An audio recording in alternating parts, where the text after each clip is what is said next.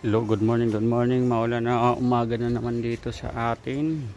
Ayan, napakadilim na naman ng kalangitan. Pero maya maya ano na to? Iinit na. Sana umaraw na. Magpakita na si haring araw. Pero eto tayo ngayon. May gagawin tayong project. Ito dinala sa atin. Itong e-bike na to, single na maliit. Ang tatak Yamasaki. Ayan, Yamasaki. So hindi ito natakbo, nalubog sa baha. So ating gagawin to at ating pagaganahin. Yan. So binaklas na natin yung mga dapat baklasin. Yan, yung sa controller para ma-check natin pati controller.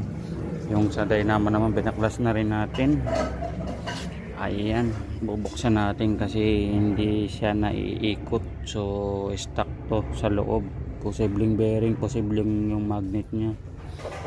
Sana hindi sunog yung coil ng motor. Ayun, itong dynamo. So ito dekadena pa to. So ang size na itong dynamo na ito is 14. Ayan.